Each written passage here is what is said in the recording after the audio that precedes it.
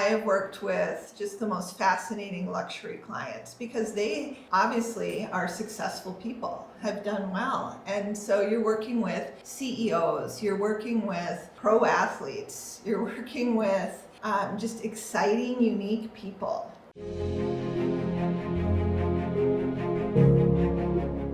All right, well, we're so excited today to talk about the luxury market in real estate. And today I have with me Katie Chonos, who is one of our amazing agents and luxury partners, and Rachel, who's our sales director, and Nikki, who's one of our sales managers, everyone actively selling real estate and the luxury market as well. So today let's talk about why should agents break into the luxury market? I think the luxury market is a really exciting market to get into because the homes are beautiful. It's kind of like leveling up your business, and it's a lot more rewarding as an agent to sell less homes, but it's also just to kind of see it all go through from start to finish. It's a little bit more niche compared to the $300,000, $400,000, $500,000 homes.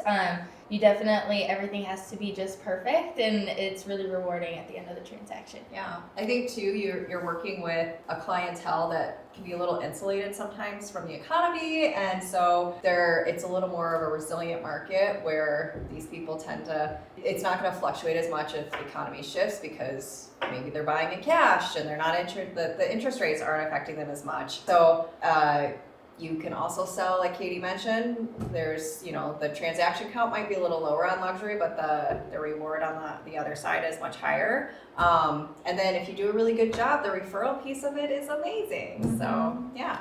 And I would say in addition to the beautiful and unique homes and the resiliency of the luxury market, the people are so interesting. Mm-hmm.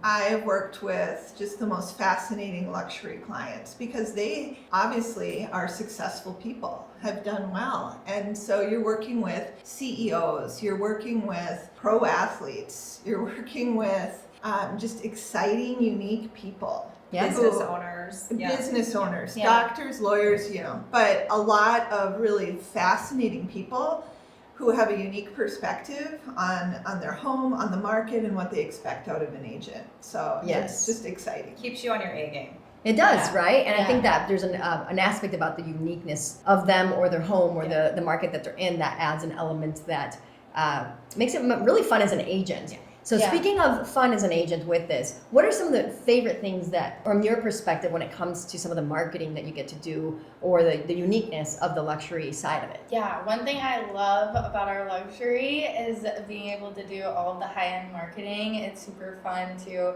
really showcase the property and bring the home to life. One thing that I've noticed with all of my luxury clients is that they love telling the story of their home, and so being able to really portray that for them is the best part for me and the most fun. Yeah, you can do some really, really unique and cool marketing. So and luxury could mean, in my case, I've sold $1 million parcels of land and been able to take an ATV and ride it through the land and through the woods and really showcase it that way, which you wouldn't normally do if it's a smaller piece of land that you're selling. But I'm trying to sell $1 million. I got to really tell a story there. Also, lake properties and being able to go out on a boat and tell the story from the boat and see the back of the house from a pontoon is really, really cool to do. And our sellers love it that we're able to really showcase and tell the lifestyle.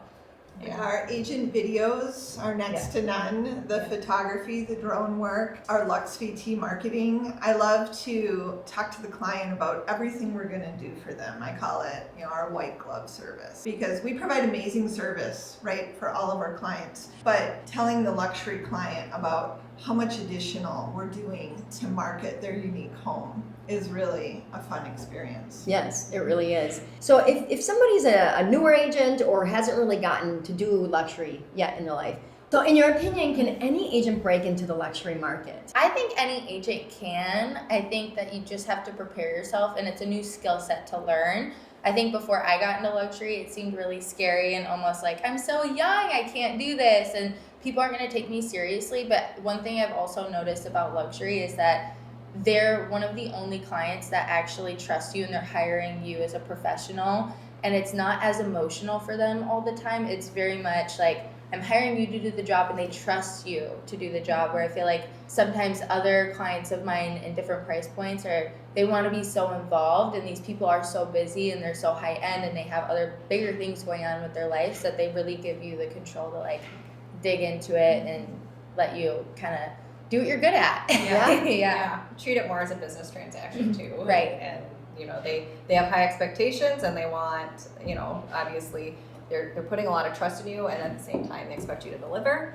And I think you have to have experience. I wouldn't go from, you know, only doing buy sides and then being like, I'm going to take out a luxury listing and I've never sold another luxury home before. So definitely, you know, building up your repertoire, your experience and expertise, and maybe you partner with somebody who already has some experience in luxury and you do a co-list with them and you help understand what the process looks like and the expectations and how to show up. So. Yeah, and you have to have experience not only selling homes, but as Rachel said, scaling up, and have the confidence that your clients are going to believe you know exactly what you're doing. You can handle their objections. Your written communication needs to be excellent and follow through on the plan. Yeah, so let's talk a little more about that, right? Like, what are the expectations that luxury sellers have that agents should be aware of if they want to get into this market? And as we speak about that, what kind of agents might not actually succeed in the luxury market because if they're not willing to do that, or they don't have the skill set, or they don't have the right people training them or resources, right? You can't just take a luxury listing and not do marketing, or do marketing like for a $300,000 home. You got to put money, like real money towards it. You talked about agent videos. You have to have a presence that can show up and do that well to tell the story. What are the expectations that luxury homeowners have that agents should really be aware of before they go into it or as they go into it so they're prepared? Yeah, well, as Katie mentioned, these clients are very busy. They have a lot going on in their life. Oftentimes they've already relocated. They could be in a different state or a different country. They're running businesses, right? They need you to be on top of it. So communication is key. Availability, you need to be available for them at whenever they need you, right? I have clients who have relocated to Europe. They're in a different time zone. I need to communicate on their time zone when it works for them, right? Not when it works for me, because they are the client and we are serving them first and foremost. Yeah.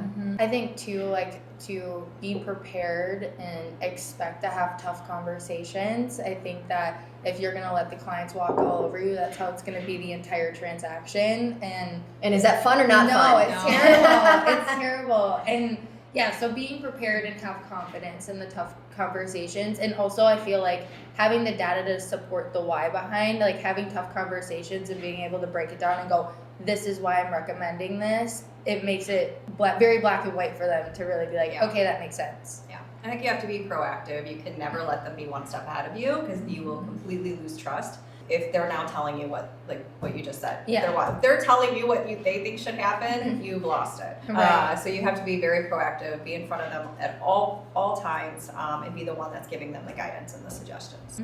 Agreed. Yeah, no, that's great. I think that's really great advice. And if someone isn't ready or willing to do that or doesn't have the resources, then maybe get a little more experience or get coaching from someone.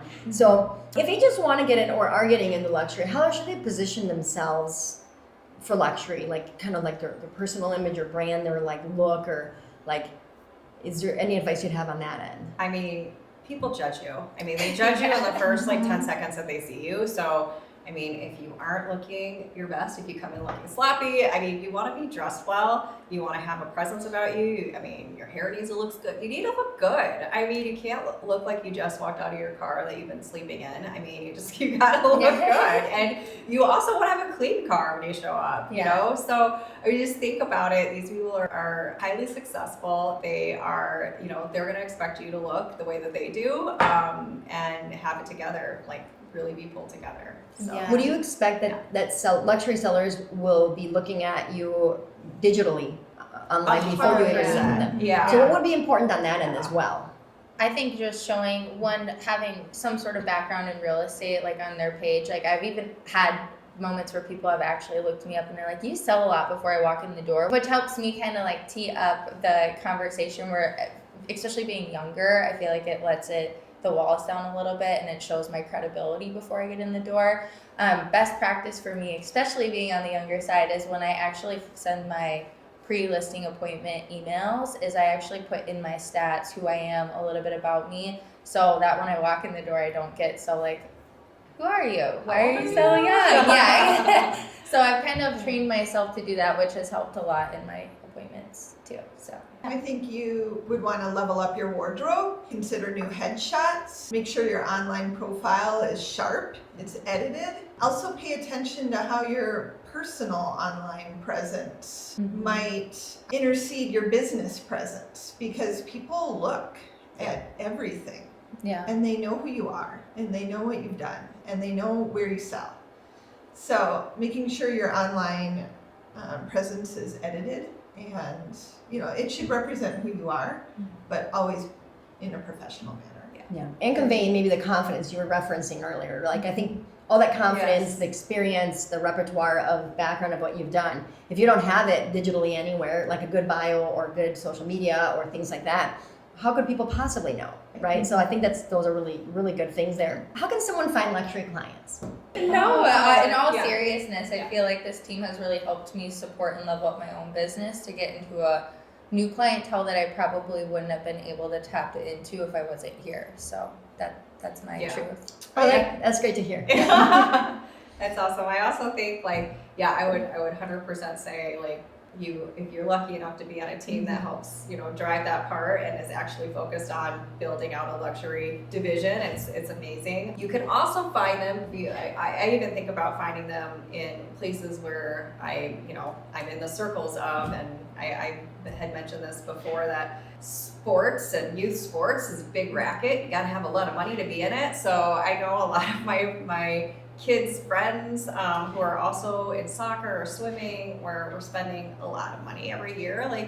Not a lot of those people are also luxury buyers and sellers. So making sure you're networking where it makes sense, and becoming friends and networking and having making sure they know you sell real estate and what type of real estate. Make sure you're friends with them on Facebook, that they're seeing that you sell as well, and putting yourself out there in those conversations too. Absolutely. And then if you're an agent who has other careers, because coming into real estate, this is my third career. So being an attorney and being in the corporate world, and I know Rachel, you're also in the Target. corporate world. Hit up all my old Target people. Connecting with all of those colleagues has been a huge referral source for me.